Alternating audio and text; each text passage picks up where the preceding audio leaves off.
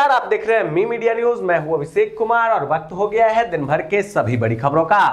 केंद्रीय गृह मंत्री अमित शाह से मुलाकात के बाद मणिपुर के मुख्यमंत्री एन बीरेन सिंह ने कहा कि केंद्र राज्य के लोगों के हित में कुछ महत्वपूर्ण निर्णय लेने की तैयारी कर रही है। बता दें कि मणिपुर में छिटपुट जातीय हिंसा जारी रहने के बीच सिंह ने शाह से मुलाकात की थी।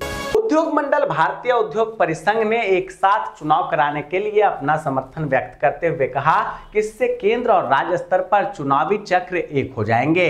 CII ने कहा कि एक राष्ट्र एक चुनाव से शासन की दक्षता बढ़ेगी और आर्थिक विकास को भी बढ़ावा मिलेगा। BRS नेता के कविता ने सरकारी योजनाओं की लॉन्चिंग के लिए कांग्रेस महासचिव प्रियंका गांधी को आमंत्रित करने के मुख्यमंत्री रेवंत रेड्डी के बयान पर सवाल उठाया। रेवंत रेड्डी ने कहा था कि गरीब को 500 रुपए में LPG सिलेंडर उपलब्ध कराने की योजना को लॉन्च करने के लिए प्रियंका गांधी वाड्रा को हमने आमंत्रित किया है। भाजपा के वरिष्ठ नेता मुख्तार अब्बास नकवी ने कांग्रेस नेताओं पर जमकर कटाक्ष किया और कहा कि विपक्षी दल कमरे में टोपी सड़क पर तिलक की राजनीति करता है। यही कारण है कि अब केवल कांग्रेस के सदस्य ही नहीं बल्कि उसके सहयोगी दल भी उसका साथ छोड़ रहे हैं। बिहार में NDA सरकार बनने के 6 दिनों बाद मंत्रियों के विभागों का बंटवारा कर दिया गया है। जहां CM नीतीश ने पहले की तरह ही गृह विभाग को अपने पास रखा है, वहीं तेजस्वी यादव के विभाग दोनों डिप्टी CM सम्राट चौधरी और विजय सिन्हा के बीच बांटा गया है। बंटवारे में सबसे ज्यादा बीजेपी को 23, जदयू को 19, हम को 2 और निर्दलीय को 1 विभाग मिला है। क्राइम ब्रांच की नोटिस पर बोले दिल्ली के CM अरविंद केजरीवाल, कहा भाजपा में नहीं जाऊंगा चाहे कुछ भी हो जाए। आगे केजरीवाल ने कहा कि जब तक जनता साथ है कोई कुछ नहीं बिगाड़ सकता। पंजाब के फगवाड़ा में अवैध तस्करी रैकेट का हुआ भंडाफोड़। तस्करों में 9 विदेशी नागरिक भी थे शामिल। पासपोर्ट, मोबाइल सहित भारी मात्रा में नकदी की गई बरामद। हरियाणा के सहकारिता विभाग में हुए 100 करोड़ रुपए के घोटाले में एंटी करप्शन ब्यूरो की जांच जारी है। अब तक सामने आया कि किसानों के लिए केंद्र सहकारिता मंत्रालय द्वारा भेजे गए सरकारी पैसे से करनाल, जीरकपुर, रेवाड़ी में लग्जरी अपार्टमेंट्स में फ्लैट खरीदे गए हैं। दोस्तों, आगे की खबर पर चलने से पहले आप सभी से रिक्वेस्ट है कि प्लीज वीडियो को लाइक कर दे, कमेंट कर अपनी प्रतिक्रिया दे और इसे शेयर जरूर कर दे, क्योंकि आपके ऐसा करने से हमारा और हमारी टीम का हौसला और बुलंद होता है और हम रोजाना इसी समय पर आप लोगों के लिए दिन भर की बड़ी खबरें लाते रहते हैं। बलूच नेता और फ्री बलूचिस्तान मूवमेंट के प्रमुख हेयरबेर मेरी ने मीडिया को दिए एक इंटरव्यू में कहा कि पाकिस्तान और ईरान दोनों मिलकर कब्जे वाले बलूचिस्तान में बलूच राष्ट्र के खिलाफ युद्ध अपराध कर रहे हैं। उन्होंने कहा कि 16 जनवरी और 18 जनवरी को ईरान और पाकिस्तान दोनों ने पूर्व नियोजित युद्धाक्रमण में निहत्थे बलूच नागरिकों के मिट्टी के घरों पर मिसाइलों और ड्रोन से हमले किए, जिसमें 12 बलूच शहीद हो गए। असम में 11,000 करोड़ की परियोजनाओं का अनावरण करते हुए बोले PM मोदी, कहा हमने विकास और विरासत को बनाया अपना नीति। वहीं राष्ट्रपति के अभिभाषण पर धन्यवाद प्रस्ताव का कल देंगे PM जवाब। भाजपा ने अपने सभी सांसदों को लोकसभा में रहने के लिए जारी किया है व्हिप। राहुल गांधी का भारत जोड़ो न्याय यात्रा आजकल झारखंड के धनबाद में है, जहां राहुल गांधी ने एक जनसभा को संबोधित करते हुए मोदी सरकार पर जमकर हमला किया और जाति जनगणना को देश के विकास के लिए जरूरी बताया। RSS प्रमुख मोहन भागवत ने कहा कि संस्कार भारती को कला की आड़ में समाज की संस्कृति को बदलने के प्रयासों से निपटने को तैयार रहना चाहिए।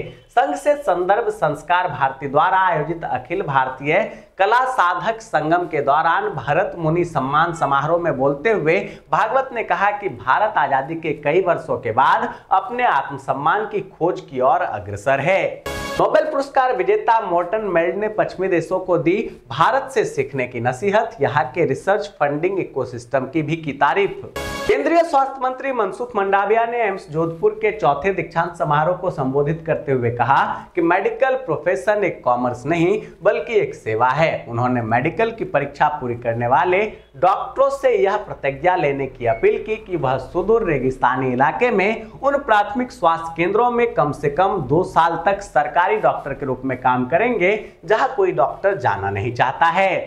हर घर में आसानी से मिलने वाला नारियल का तेल सेहत ही नहीं बल्कि ब्यूटी की दुनिया में भी काफी इस्तेमाल किया जाता है। इसमें स्किन का मॉइस्चराइजर लेवल मेंटेन करने के ढेरों गुण छुपे होते हैं, लेकिन कुछ लोगों की स्किन को नारियल तेल सूट नहीं करता है और उन्हें फायदे के जगह उल्टा इसका नुकसान होने लगता है। इसलिए जरूरी है कि आप अपने स्किन टाइप को पहचान कर ही नारियल तेल का इस्तेमाल करें। सीधे तौर पर इसे त्वचा पर लगाने से बेहतर है कि आप इसमें फेस पैक को मिलाकर ही लगाएं। इंडियन कोस्ट गार्ड की ओर से नाविक जीडी असिस्टेंट कमांडेंट के लिए नोटिफिकेशन जारी किया गया है। इस भर्ती की प्रक्रिया 13 फरवरी 2024 से शुरू होगी, जो 27 फरवरी तक चलेगी। जो भी उम्मीदवार इस भर्ती में शामिल होना चाहते हैं वे आवेदन करने के लिए www.joinindiancoastguard.cdac.in पर जाकर ऑनलाइन फॉर्म भर सकते हैं। रितु बाहड़ी बनी उत्तराखंड उच्च न्यायालय की मुख्य न्यायाधीश, राज्यपाल ने दिलाई पद और गोपनीयता की शपथ।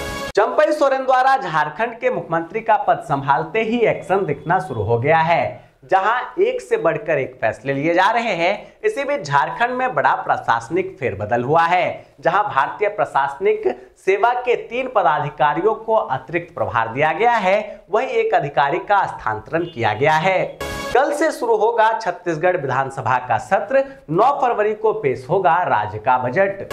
इंदौर में टला बड़ा हादसा। आईटीसी मैदान के पास मिले जिंदा हैंड ग्रेनेड को बम स्क्वाड टीम ने किया डिस्फ्यूज। भाजपा के राष्ट्रीय अध्यक्ष जेपी नड्डा 2 दिन से कांगड़ा के दौरे पर हैं, जहां आज नड्डा ने कांगड़ा देवी मंदिर में पूजा अर्चना की। बता दें कि नड्डा प्रदेश के अन्य संसदीय क्षेत्रों का दौरा कर चुके हैं, साथ ही लोकसभा चुनाव को लेकर कार्यकर्ताओं में भी जोश भर चुके हैं। जम्मू कश्मीर के उधमपुर में हुआ बड़ा सड़क हादसा। कार और ट्रक की टक्कर में एक ही परिवार के 4 लोगों की गई जान, एक व्यक्ति हुआ घायल। टीएमसी के सांसद डेरेक ओब्रायन ने एक प्रेस कॉन्फ्रेंस को संबोधित करते हुए उन दावों को खारिज किया जिनमें कहा गया था कि राज्य सरकार ने केंद्र के कोष के लिए उपयोगिता प्रमाण पत्र जमा नहीं कराया। उन्होंने आरोप लगाया कि केंद्र राज्य को इसलिए निशाना बना रहा है क्योंकि वहां भाजपा विरोधी पार्टी का शासन है। महाराष्ट्र के मंत्री छगन भुजबल का इस्तीफा नहीं हुआ स्वीकार। डिप्टी सीएम देवेंद्र फडणवीस बोले, सीएम शिंदे बताएंगे क्या है इसके पीछे का कारण। इस्तीफा देने वाले भुजबल ने ओबीसी के कोटा में मराठा समुदाय को गलत तरीके से आरक्षण देने का लगाया था आरोप। गुजरात के मुद्रा में अडानी ग्रुप द्वारा सबसे बड़ा तांबा प्लांट बनाया जा रहा है। इस प्लांट से भारत को आयात पर निर्भरता को कम करने और ऊर्जा बदलाव में मदद मिलेगी। साथ ही चीन और अन्य देशों की तरह भारत भी तांबे का उत्पादन तेजी से कर सकेगा। जी हाँ दोस्तों, मैं देख पा रहा हूं कि आप में से अधिकतर लोगों ने इस वीडियो को लाइक किया है, कमेंट कर अपनी प्रतिक्रिया भी दी है और इसे शेयर भी किया है, लेकिन अभी भी बहुत सारे लोग बाकी हैं, इसलिए उनसे भी रिक्वेस्ट है कि प्लीज प्लीज प्लीज आप भी वीडियो को लाइक कर दे, कमेंट कर अपनी प्रतिक्रिया दे और इसे शेयर जरूर कर दे। दोस्तों, ये थी दिन भर की बड़ी खबरें। ऐसे ही खबरों से अपडेट रहने के लिए चैनल पर नए हैं तो अभी चैनल को सब्सक्राइब कर ले। सब्सक्राइब बटन के साथ लगे नोटिफिकेशन बेल के ऑल ऑप्शन को भी दबा दें। वीडियो को लाइक और शेयर जरूर कर दें ताकि देश और दुनिया की तमाम खबरों से आपके साथ साथ आपके जानने वाले भी रह सके अपडेट।